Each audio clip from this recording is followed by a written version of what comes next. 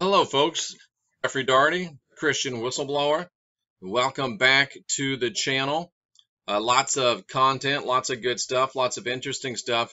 Got some interesting feedback on the This Man video.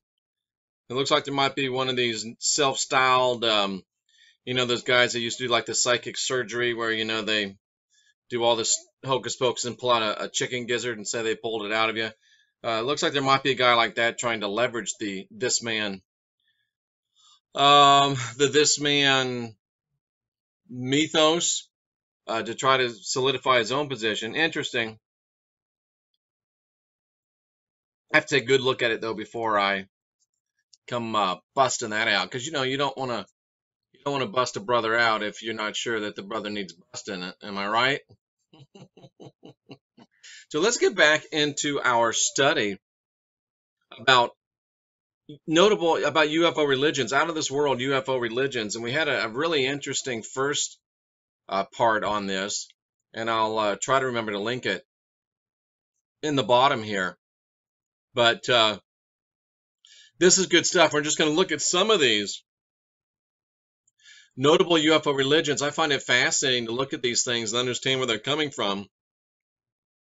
The Aetherius Society was founded in the UK in 1955, and its founder was a guy named George King, and he claimed to have been contacted telepathically by an alien intelligence that he called Aetherius, who represented an interplanetary parliament. And I still really have some problems with the whole, Galactic Brotherhood, United Federation of Planets, Green Men Society, we're being contacted by 47 different ET species, and they all have this and that, and we're part of this other thing, and it just, I don't know, man. It's so speculative. There's really no evidence of it, and people just eat it up. I don't get it. Bugs me, but I think I think we should know about these things and understand about these things. So this guy's, he's contacted telepathically, or he channels it or whatever, and he recorded these things. He called himself in a state of samadhi, delivered these messages through his own voice box. Real surprising about that. Allegedly, he predicted there was going to be some UFO activity on certain dates in certain areas, and there was. He founded the Church of the Subgenius, and that's, of course, a parody. It's been known as a parody religion. And in spite of this, the organization claims over 10,000 followers worldwide who have paid $30 to become ordained subgenius ministers. Maybe I should do that. The founder of the Book of the Subgenius prophesied that its founder was in contact with extraterrestrial races. So they had the X-list church. I think we bled over into another group, didn't we? We did. Interesting that this guy, and he's very much into. Let's take a look at him. There were some interesting things here. He was a theosophist, and theosophy. That's the Madame Blavatsky. They do a lot of seances and work contacting disembodied spirits. And there's some good stuff in theosophy. There's some interesting stuff in theosophy. Madame Blavatsky's book, Isis Unveiled, and her other great work escapes my mind right now, but I've taught on them, and they're really secrets of all the ages. They're really good. They're really good books, and so that interesting foundation. Also, yoga pulls ideas from Hinduism, Buddhism, and Christianity. So I know a lot of these things get silly and a lot of these things get crazy, but we should look at what we're talking about. We should understand where they're coming from, and we shouldn't be quick to join or quick to condemn, is my recommendation. Have a complex religious belief system hierarchy of spiritual masters, karma, religious healing. And, these are the things that I worry about, the spiritual masters, the ascended masters. When you give yourself over to them and stop doing the thinking for yourself, that's where you can get yourself in trouble. But they believe that make way for the next master, a messianic figure will descend upon earth in a flying saucer. He will have magic more powerful than all the world's enemies. Now, where have we heard that before? That sounds just like the book of Revelation, where the Lord, Yahweh Jehovah, Marduk, Yaldabaoth, rat bastard, is going to try to come back and pretend like he's coming back in a ship, pretend like he's a messianic figure, and pretend that he possesses more magic and magic more powerful than all the world's enemies. So you can see the fingerprints of the rat bastard on this one. Very, very interesting. The society is named after Aetherius, a being that their founder king claimed to have telepathically contacted him. And that he's from Venus, just like Buddha and Jesus was from Venus. I don't know, brah. Kind of interesting. Again, I do see the fingerprints of Yaldabaoth on that. That kind of worries me a little bit. The Aetherius Society. The word ether's in there. I don't know. I kind of got to put that on the wrong side of the ledger for me. And then, of course, you got the Church of the Subgenius. We were just talking about that. It's like a parody church. It's like in the back of the National Enquirer, send in and become an ordained subgenius minister. How about that? And they have still claimed that they're in contact with an extraterrestrial race called the Exis. And these Exis were scheduled to launch a worldwide invasion on July 5th, 1998. So I think we can quit worrying about that one. And they do hold X Day celebrations July 5th of every year. And the church claims their members are not entirely human, having descended from the Yeti. Of course, that looks like it's just completely silly. And, it's just a bunch of people having fun doing something, silly. So the Church of Subgenius, we're not going to take that one. We're not going to take that one very seriously. Heaven's Gate. This is where it's all of a sudden it's not so funny anymore. The Heaven's Gate group, they achieved infamy and notoriety in 1997 when Marshall Applewhite convinced 38 followers to commit mass suicide. They believed themselves to be aliens. They were waiting on a spaceship that was going to pick them up. Remember, it was in the tail of the comet Hale-Bopp. They killed themselves believing that they would instantly be transported onto the spaceship, which they thought was hiding behind the comet. They underwent elaborate preparations. They were wearing matching shoes, living in darkened houses to simulate the long journey they'd have in outer space. I have to say this because we have to be cognizant of these things and think about these things. And when you talk about these bodies that are coming for sure, but right now they're hiding behind the sun, or they're hiding behind another heavenly body, and they're really coming, but we just don't see them yet because they're hiding behind something. I mean, what I'm talking about. That has elements of Planet X in it. So we've got to be, I'm not saying don't believe in Planet X. I'm just saying be rational, be reasonable, look for data, and don't believe every lens flare, and don't believe, when you start hearing, oh, it's really here, but it's hiding behind the sun, a comet, a planet, a moon. Retain your intellectual integrity, maintain your mind about you, or you'll wind up in something like Heaven's Gate. I mean, I know that's kind of a leap in logic, but I mean, these 38 people, I mean, this guy was the son of a Presbyterian preacher, right? He was an army guy. He was a student of biblical prophecy. He was interested in theosophy again. And, you know, when the founders of your religion met in a psychiatric hospital, you know, some might call that a red flag. I don't know. It's up to you. He was big on the King James Version of the Bible, bless God. He looked at Christology, eschatology, and here's a shocker.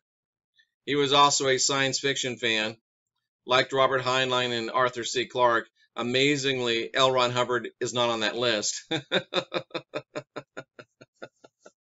So, you know, here's a guy obviously with some challenges in his mental stability, and he starts studying the Bible, he starts reading science fiction, and then he decides that he is chosen to fill biblical prophecy, that he's a higher level mind than other people. He wrote a pamphlet that describes Jesus' reincarnation as a Texan who said, and I was just about to say it and I didn't, and this is just so funny. Every insane asylum has a dude in there that thinks he's Jesus, and usually more than one of them. And guess what? Applewhite thought that he was the reincarnation of Jesus. So there you go. If you're with a group and there's a guy in there that says he's the reincarnation of Jesus, that ain't the group you need to be with. I mean, let's just accept that as a solid red flag, inviolable rule. If a dude or a chick thinks they're Jesus, we're out of there. Okay? Can we just make a pact? You know, a little pact. Oh man. Plus him and his chick, they thought they were the two witnesses in the book of Revelation. And hey, that's almost number 2 on the pact. If you're with a group and they say they're the two witnesses of Revelation, that's not the group you need to be with. We should shake on that as well. So nobody that says they're Jesus, nobody that says they're reincarnation of Jesus, and nobody that says they are the two witnesses. They called themselves the two, the UFO two. And, you know, the thing about it is that these 38 people didn't decide, hey, you know what? We're going to go ahead and just kill ourselves because we think it's a cool idea. And here again, we go back to the fingerprints of Yaldabaoth, the fingerprints of the Lord, the fingerprints of the rat bastard. Do you notice that in all these enslaving, destructive belief systems, you see the fingerprints of the rat bastard? Look at this. Heaven's Gate members believed that the earth was about to be recycled, wiped clean, renewed, refurbished, and rejuvenated. Where have we heard that before? Oh, we heard that in the teaching that we just did about the hidden secrets of New Jerusalem. Folks, I'm telling you, the fingerprints of the rat bastard are woven through all of this.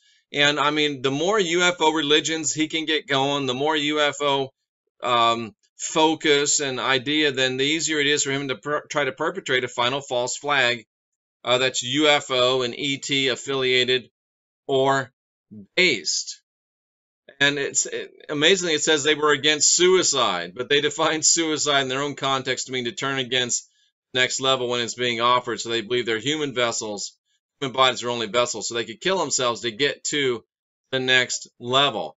And they thought they were evolutionary level above human. Now that sounds a little L.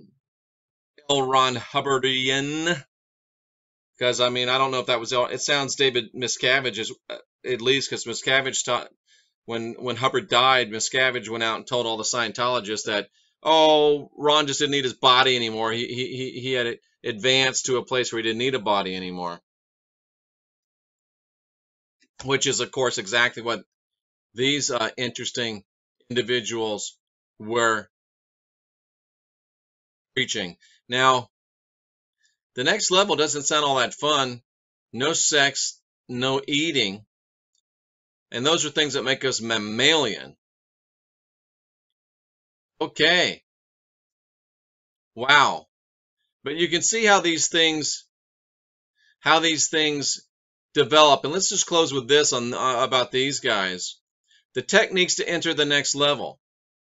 A person was perfected through a process. There were methods to enter into the next level. And of course, you can see the multi-level aspect of this. You got to pay this much for level 1, this much for level 2.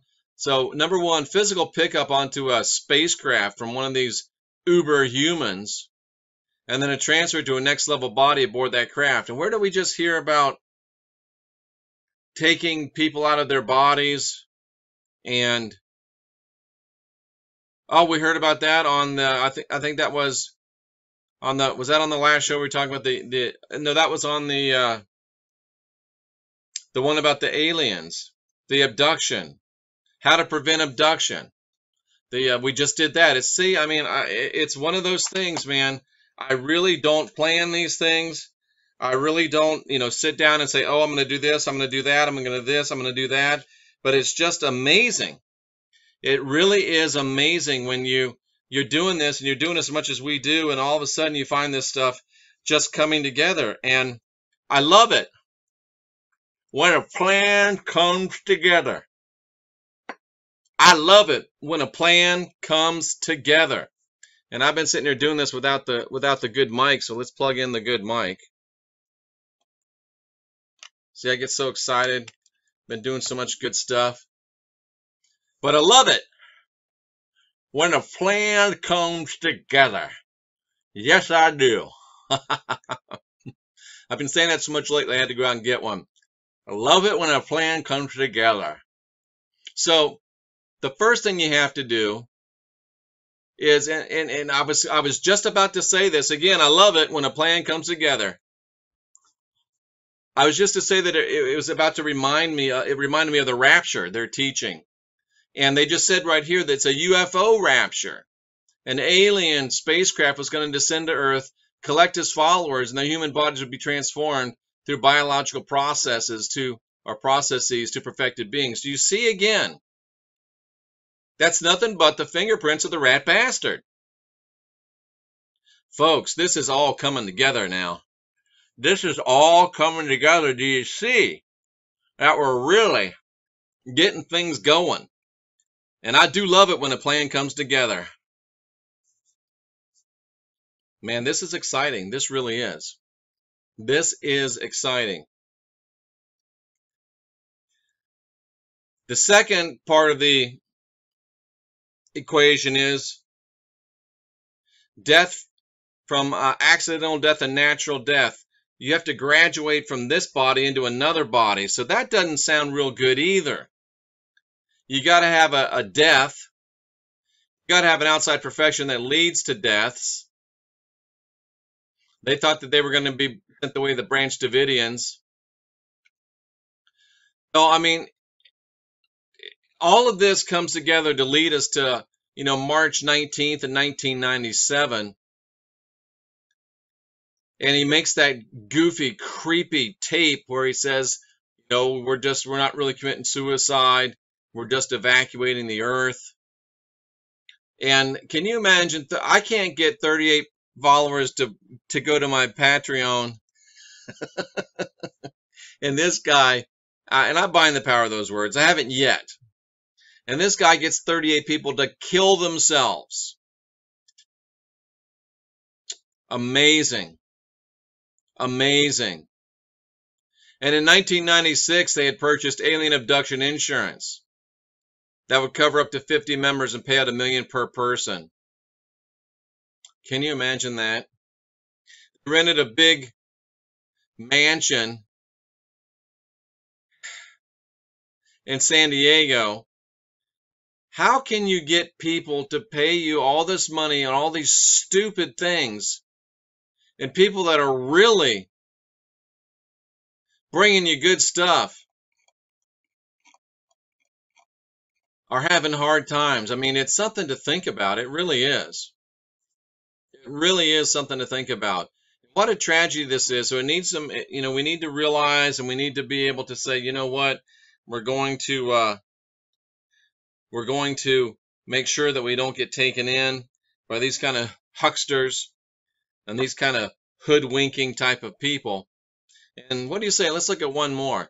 Universal Industrial Church of the New World Comforter. Wow. 1967. His name is Alan, almost alien, Michael. He's a sign painter in Long Beach. And, a lot of these guys end up in Cali. Isn't that something? And he had an encounter with some galactic space beings. I didn't know there's any other kind of space beings besides galactic ones, but he was painting, and he said he was beamed up to a mothership.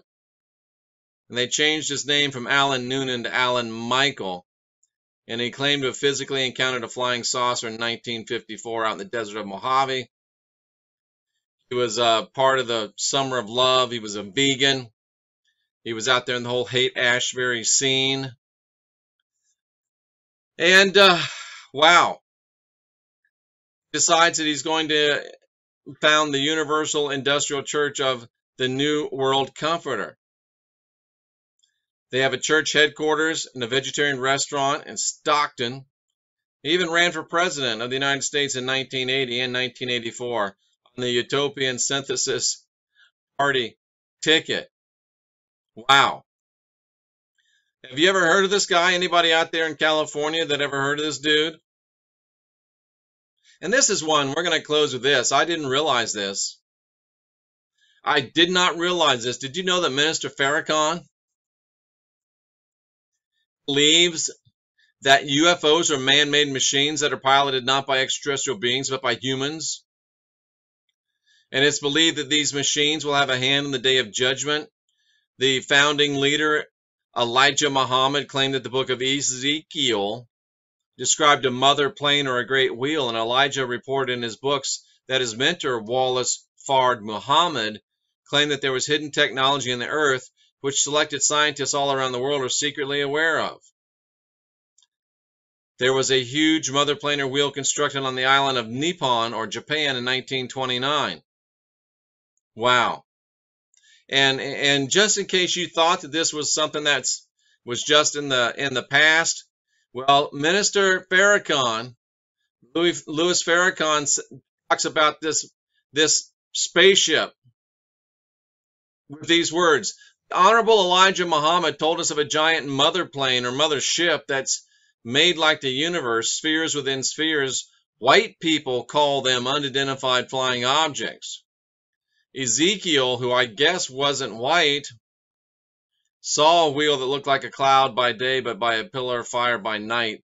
The Honorable Elijah Muhammad said the wheel was built on the island of Japan by original scientists. It took $15 billion in gold to build it. It was made of the toughest steel. America does not yet know the composition of steel used to make an instrument like it. The Bible says it never makes turns. Because of its circular nature, it can stop and travel in all directions at speeds of thousands of miles per hour. There's 1,500 small wheels inside the mother wheel, and it's 800 by 800. The mother wheel is like a small human-built planet. Each of these small planes carry 3 bombs. Now think about that. Where have we heard something like that before? Oh, yeah. Hidden Secrets of the New Jerusalem. So again, we have the fingerprints of the rat bastard all over this discussion about out of this world UFO religions. Folks, what do you think about this stuff? Wow, folks, that's some pretty interesting stuff. I know I learned some things. I hope that you did too. And it's important not to prejudge either in the positive or a negative direction. And it's also important and very highly informative to realize and see the fingerprints of the rat bastard Lord Yahweh all over these out of this world UFO religions. And it all fits together when you realize and understand that he's trying to perpetrate and facilitate a end-time false flag event that would be leveraging UFO, ET, alien imagery, and would set him up as the ruler of planet Earth. But that's why we're doing what we're doing, because we're not going to let him have success in that endeavor. I'm Jeffrey Daugherty, the Christian Whistleblower. Let me know what you think about this. Let me know what you'd like to hear. Let me know if you see any events that need to be talked about, or people that need to be talked about, or ideas or understandings that need to be talked about. We're in this thing together. I encourage you to become an unindoctrinator. Go to my PayPal, go to my Patreon. We really could use your help as we put the pedal to the metal. Until next time, I'm Jeffrey Daugherty, the Christian Whistleblower, encouraging you to unwind your mind and unindoctrinate yourself.